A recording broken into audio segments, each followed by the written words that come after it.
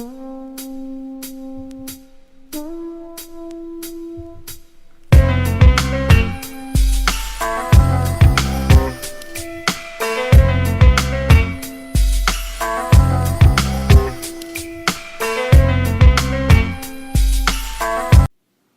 to the week ending market review at Wealthy Bucket. This complimentary video highlights the results and analysis forecasted from the previous week's Bucket Weekly newsletter.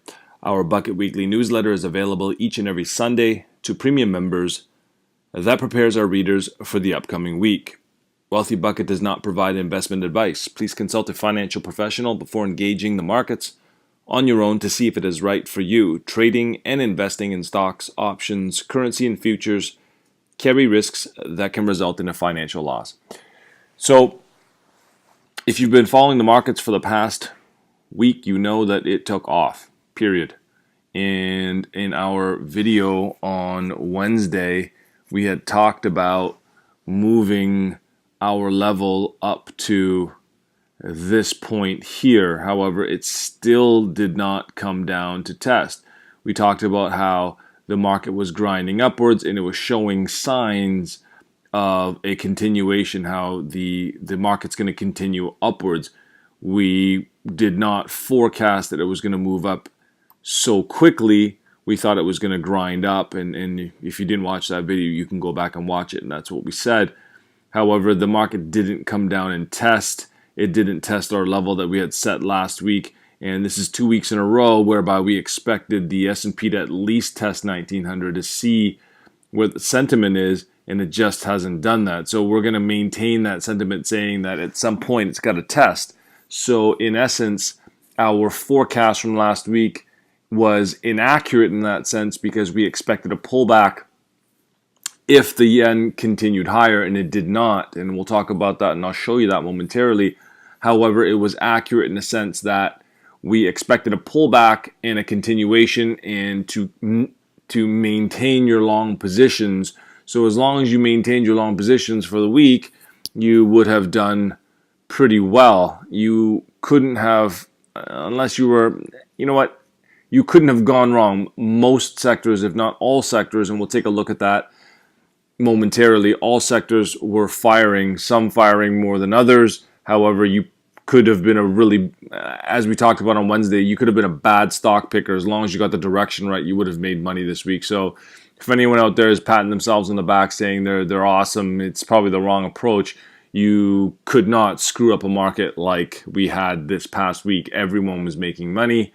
There's really nothing to brag about other than where we're going to look and how to position ourselves to re-engage the market, so to speak, and find new positions to get into. There was really nothing new that we got into for the week. We had to just hold on to our positions because we were preparing for a possible pullback, and that's how we forecasted. And you can see the market did not. It just fired off.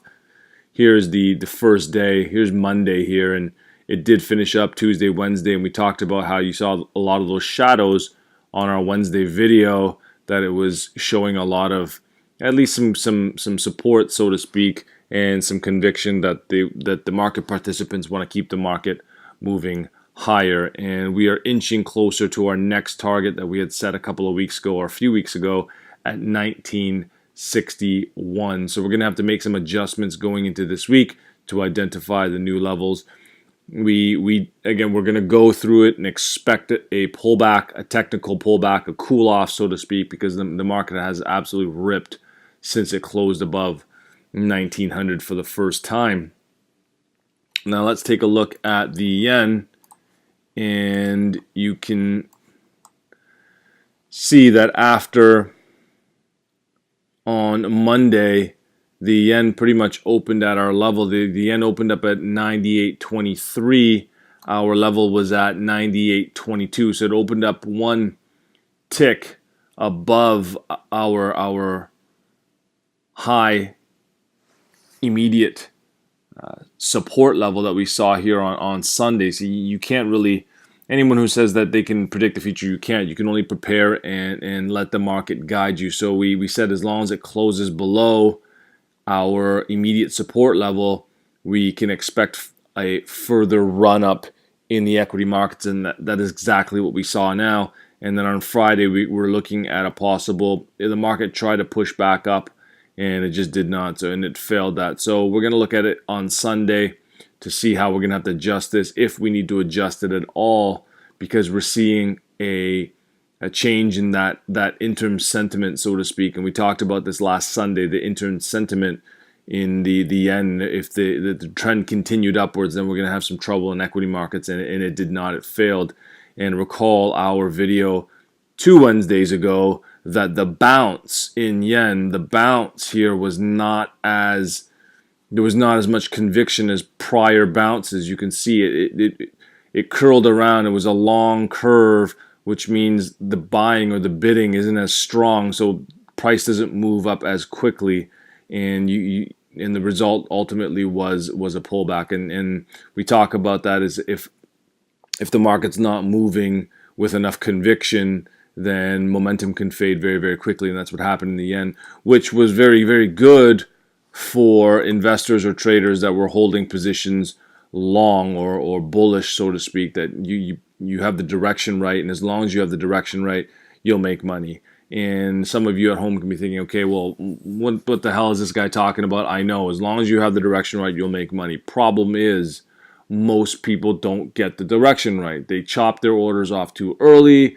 They pooch up the stop, whatever it may be. In hindsight, everyone can tell what the trend was. I got it. I mean, you got to be a moron to be able not to be able to see what that trend is. However, it's how do you forecast it, prepare for it, and then react to it. And that's what we do here on a day-to-day, week-to-week basis. So that is your wrap-up. Yes, from a perspective of the market retracing, we didn't get it right. The market did not retrace in that aspect because of the yen. It broke down, and we talked about that last weekend. So in essence, that we were inaccurate, that we thought that we'd get a pullback, at least from a technical perspective, so that it would allow investors to get back in fresh positions as we saw sentiment changing in the S&P. However, it is accurate, as the last 2 weeks we had said, as long as the yen continues to push down, and we should maintain and carry over our long or bullish positions. Let's take a look at some of the sectors, and you can see which ones were really, really firing. Let's start off with the industrials. The industrials did move. You can see here the start of the week is right here. It popped off on Thursday and Friday, and it broke through our first, or traded through our first target. Financials is what really, really ripped, and you can see here, here's Monday down here, and look at the move that the financials made this week, and definitely that was one of the best markets to be in. Materials traded into our first target here at 49.61.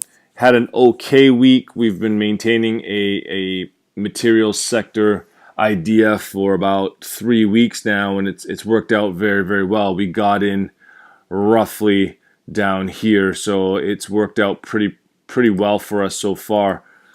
The transportation, it did move higher. However, it didn't move up that much. As you can see, here's your Monday open. Here's your Friday close. The open on Monday was 146.23. It closed at 147.43, and that's a very small percentage move for a $140 some odd dollar instrument.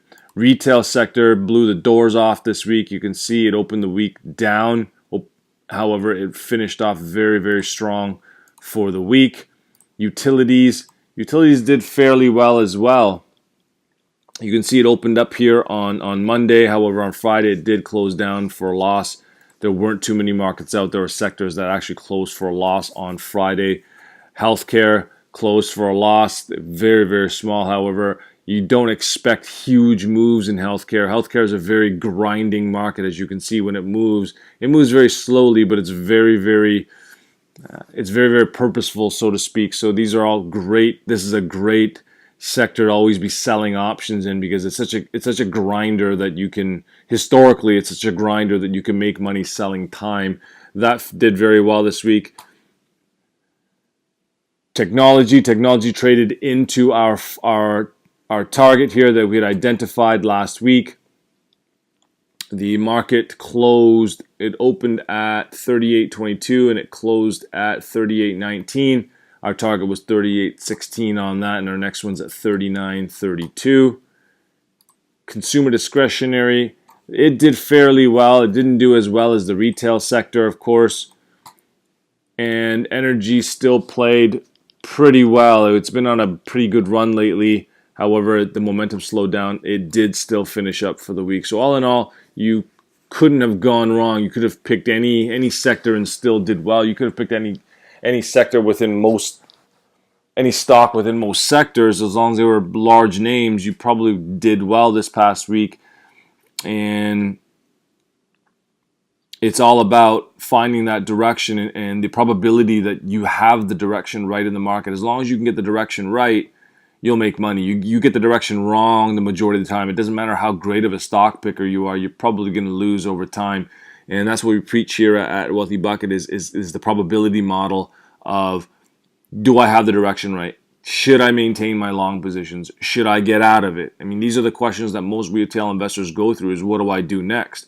Now, if you don't even know if you can't understand what the market's doing or what it's saying to you or what's going to move it, and you don't understand the financial system, you're not going to make any money over a long period of time. And stick around, study our forecasts, our newsletters, and you'll get that. And after that, you can't lose this skill. You'll do well, and you can pass it on to generation.